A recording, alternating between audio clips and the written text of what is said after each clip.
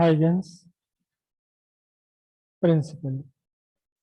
Huygens principle basically, Huygens ने अपना एक प्रिंसिपल दिया था लाइट के रिफ्लेक्शन और रिफ्रैक्शन समझाने के लिए। तो अक्सर हाइगन्स प्रिंसिपल में हम वर्ड यूज कर लेते हैं लाइट, लेकिन ये लाइट ही नहीं बल्कि हर तरह की वेव के लिए एप्लीकेबल है। तो फर्स्ट पॉइंट उन्होंने क्या बताया कि लाइट लाइट लाइट के लिए बताया था एक्चुअली तो उन्होंने, लेकिन ये एप्लीकेबल है किसी भी वेव पर। तो हम ब्रैकेट में ये भी लिखते रहेंगे, travel in the form of wave fronts. Wave front की फॉर्म में वेव चलती है। ठीक है, ये वेव फ्रंट कैसे भी हो सकते हैं, प्लेन वेव फ्रंट भी हो सकते हैं, स्फेरिकल भी हो सकते हैं। तो पहले हम वेव फ्रंट ही बनाते हैं, दोनों वेव फ्रंट बना लेते हैं स्फेरिकल। ये पॉइंट सोर्स है, पॉइंट सोर्स से ये वेव एमिट हुई, वेव मतलब लाइट। तो फिर क्या है, एक वेव फ्रंट बना रहा हूं मैं इसके ऊपर, बस मैं एक ही वेव फ्रंट बना रहा हूं इस लाइट रे के ऊपर, एक ये, this is a wave front.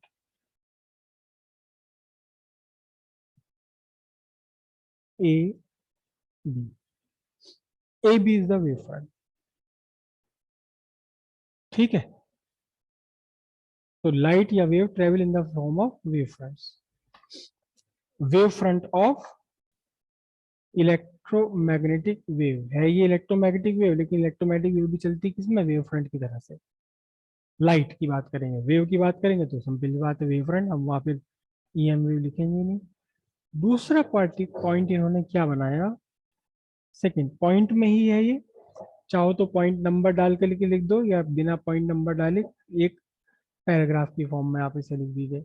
Second point क्या बताया,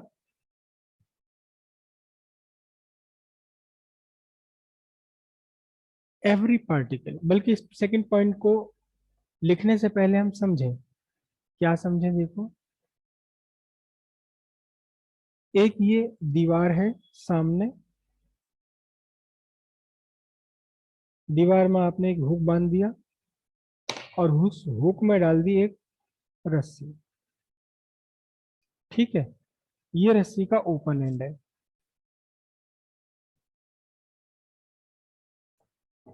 अब किसी सोर्स ने, किसी बंदे ने इस रस्सी को मूवमेंट कराया, मैं रस्सी को लिख रहा हूं, ये रस्सी का जीरोथ पार्टिकल है, ये रस्सी का फर्स्ट पार्टिकल है, ये रस्सी का सेकंड पार्टिकल है, ये रस्सी का थर्ड पार्टिकल है, ये रस्सी का फोर्थ पार्टिकल है, ये रस्सी का फिफ्थ पार्टिकल है, ये रस्सी का सिक्स पार्टिकल है, एंड सो ऑन। तो जिस सोर्स ने भी इस रस्सी को मूवमेंट दिया है, उसने एक्चुअली एनर्जी दी, किसे दी एनर्जी, एनर्जी प्रोवाइड करी किसको, जीरोथ पार्टिकल को, यहां से। लेकिन जब जीरोथ पार्टिकल ऊपर गया तो उसके पीछे फर्स्ट पार्टिकल भी ऊपर गया। फिर उसके बाद एनर्जी इज ट्रांसफर्ड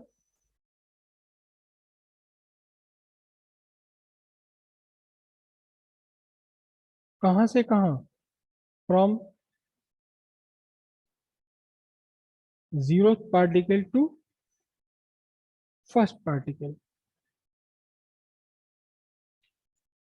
रस्सी का तो सिरा तो जो पकड़ा हुआ है सिरा हाथ में, केवल उसी को तो एनर्जी दी जा सकती है।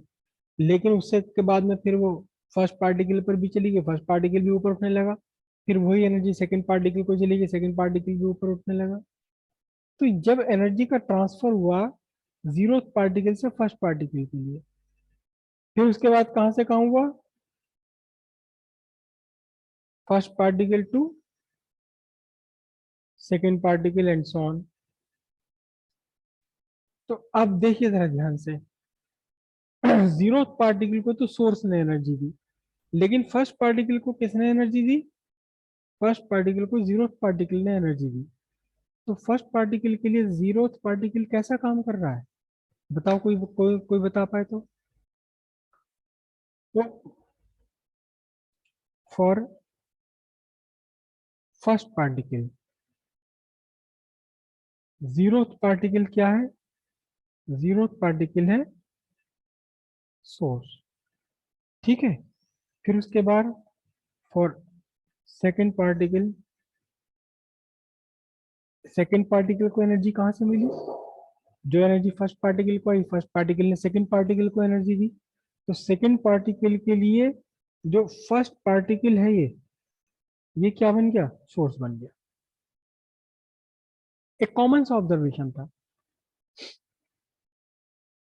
बस उन्होंने हाइगेंस में यही बात थोड़ा साइंटिफिक वे में बता दी। क्या क्या क्या कहा उन्होंने? Every particle on a given source act as, ठीक ठीक ठीक ठीक ठीक, every particle on a given wave front act as new source of energy, बल्कि न्यू सोर्स ऑफ लाइट, क्योंकि लाइट भी तो एनर्जी है, या new source of, broad way में बोलेंगे तो new source of wave. Every particle on a given wave front act as new source of wave, new source of wave, new source of light. Light के लिए दिया था, इसलिए बार बार हम word light use कर सकते हैं, करते हैं, वरना ये एप्लीकेबल है हर तरह की वेव पे। थर्ड पॉइंट उन्होंने क्या बताया? अब सेकंड पॉइंट समझिए कि ये गिवन वेव फ्रंट पर डिफरेंट पार्टिकल्स हैं, ये सारे के सारे पार्टिकल एक नए सोर्स की तरह से बिहेव करने लगे। तो क्या हुआ? तो क्या हुआ? उन्होंने कहा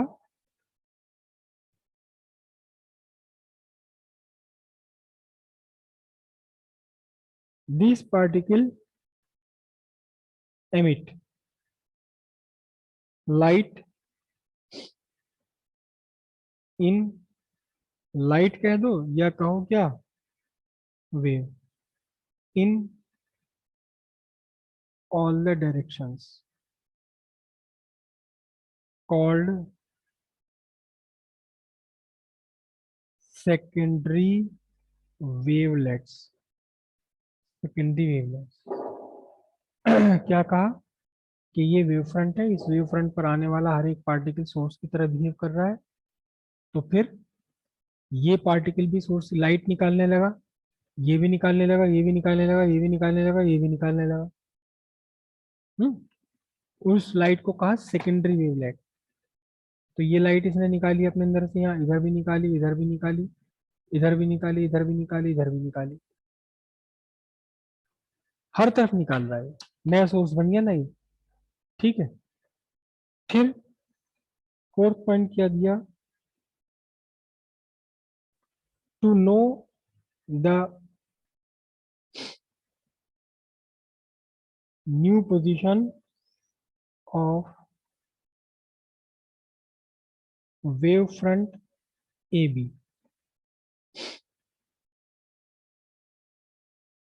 after time T.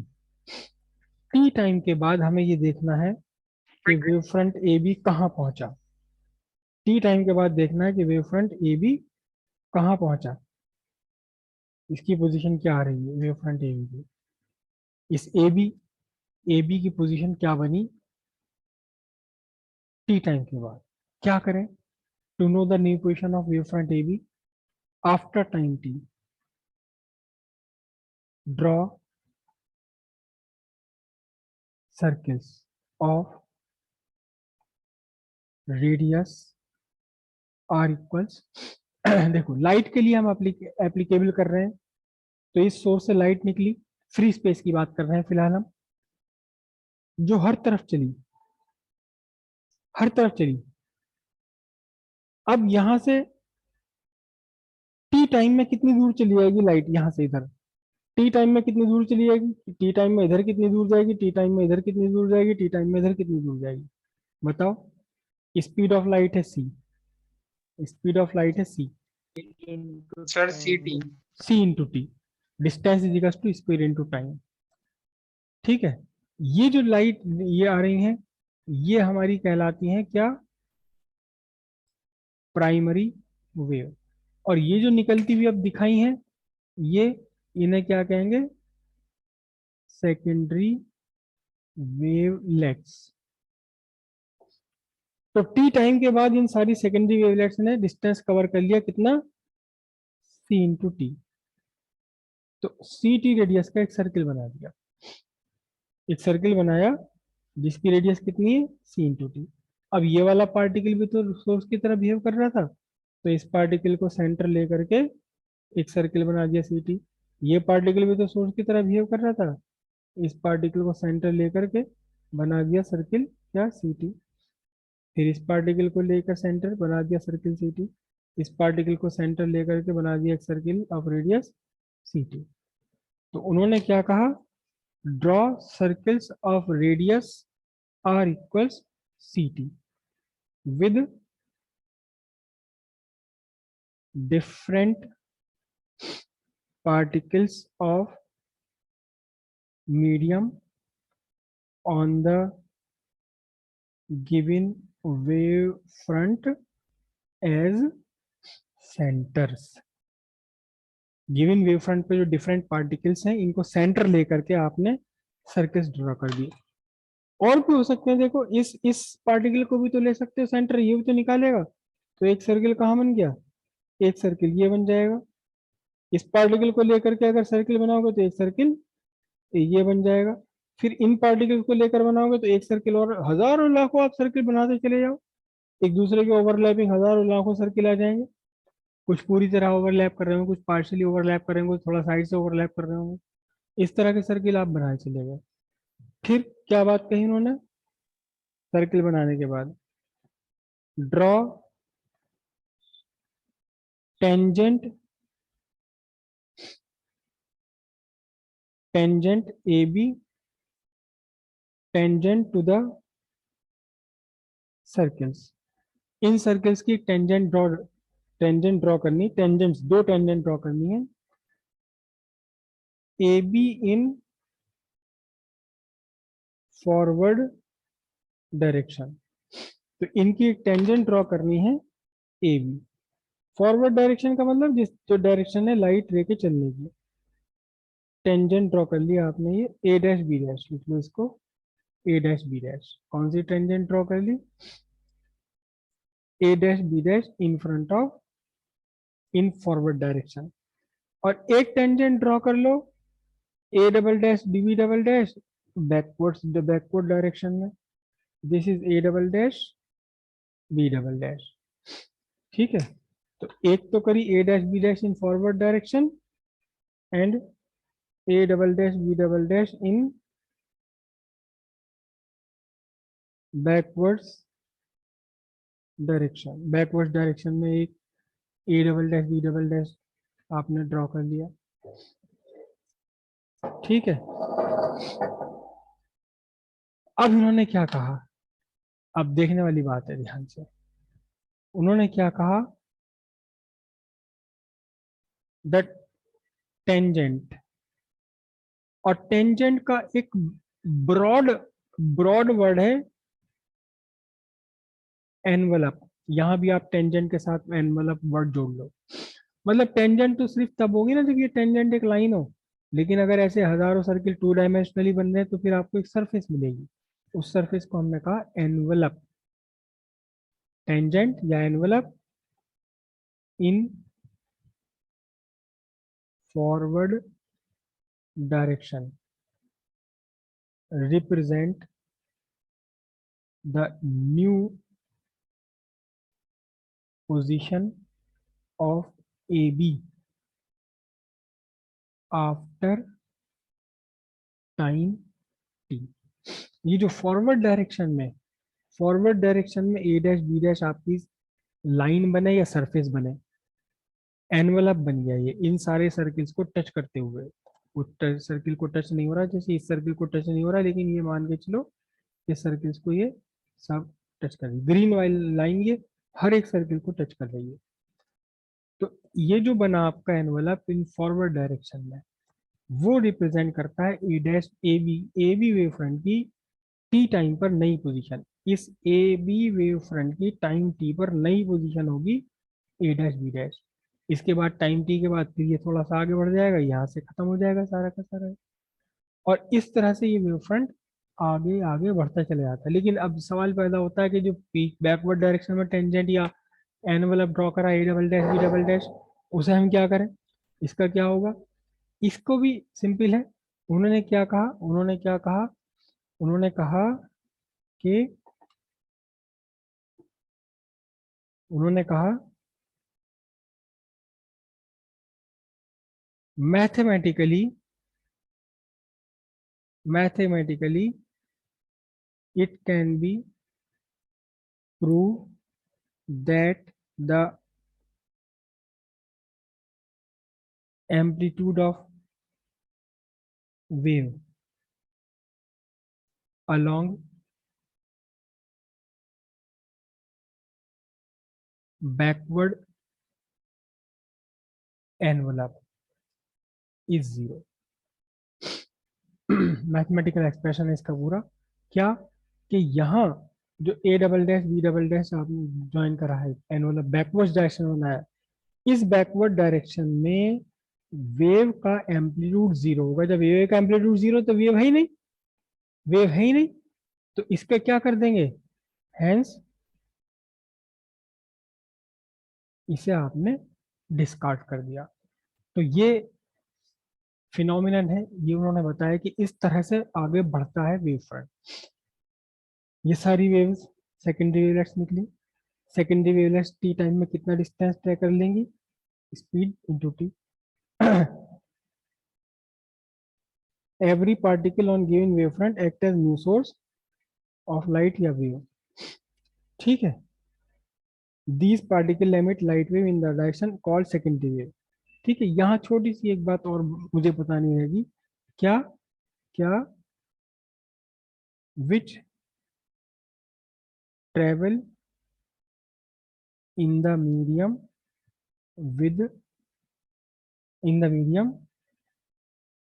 With speed of primary wave, with speed of primary wave. मतलब ये जो सेकेंडरी वेवलेट्स निकल रही हैं, ये सेकेंडरी वेवलेट्स भी उसी वेव से उसी स्पीड से आगे बढ़ती चारों तरफ जिस स्पीड से आपकी प्राइमरी वेव चल रही है। तो इसलिए ये सिमेट्रिकल है, आगे भी सर्किल जितना उतने सर्किल पीछे भी। और फिर हम मैथमेटिकली ये बात प्रूव कर सकते हैं कि A double dash B double dash के अलोंग इसका पूरे का एम्पलीट्यूड जीरो हो जाएगा। जब एम्पलीट्यूड जीरो, डिस्प्लेसमेंट है ही नहीं, तो फिर वेव ही पूरी की पूरी खत्म हो गई। तो मैथमेटिकली हम प्रूव कर सकते हैं कि वो एम्पलीट्यूड जीरो हो जाता है। इसलिए इस वाले एनवलप को जो A dash B dash back side में हमने बनाया था, रिवर्स डायरेक्शन में बनाया था, इसे हम क्या कर सकते हैं, इसे हम निग्लेक्ट कर सकते हैं, इसको हम डिस्कार्ड कर सकते हैं। वो ये काम का है ही नहीं, छोड़ो छोड़ो छोड़ो, ये काम का है ही नहीं। और काम का नहीं है तो फिर काम का केवल कौन सा वेव फ्रंट रह गया, ए डैश बी डैश रह गया। कुल मिलाकर के ए बी बढ़ गया, कहाँ बढ़ गया, कितना बढ़ गया आगे, सी टी डिस्टेंस आगे बढ़ करके इसने नया वेव फ्रंट बना लिया, ए डैश बी डैश।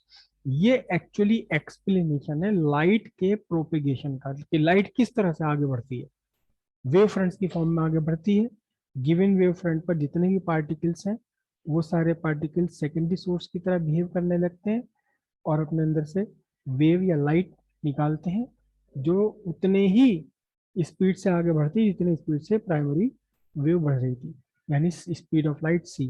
तो टी टाइम में कितना डिस्टेंस कवर कर लिया इन वेव्स ने, सी टी डिस्टेंस इधर, सी टी डिस्टेंस इधर, सी टी इधर, सी टी इधर, सी टी इधर, सी टी इधर।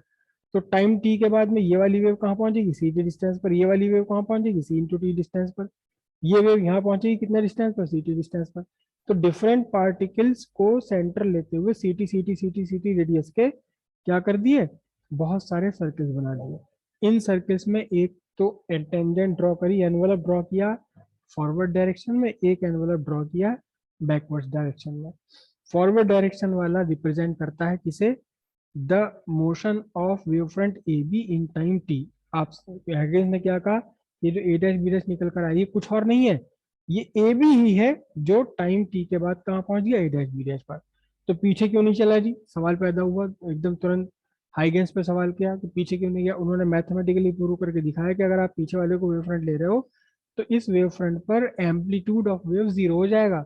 और जीरो मतलब कुछ भी, जब एम्पलीट्यूड, भाई ये आपकी वेव है, इसका एम्पलीट्यूड ही जीरो हो जाए तो वेव कहाँ गई, वेव खत्म हो गई। इसका मतलब बैकवर्ड डायरेक्शन में जो एनवलप मिला है A double dash B double dash, इसे हम निग्लेक्ट कर सकते हैं, छोड़ सकते हैं। और ए डैश बी डैश क्या है, A dash B dash is the new position of A B after time T. A dash B dash is the new position of A B, कब, आफ्टर टाइम टी। तभी तो सी और T से multiply करा था हमने, डिस्टेंस बनाया था आर सी टी। ठीक है।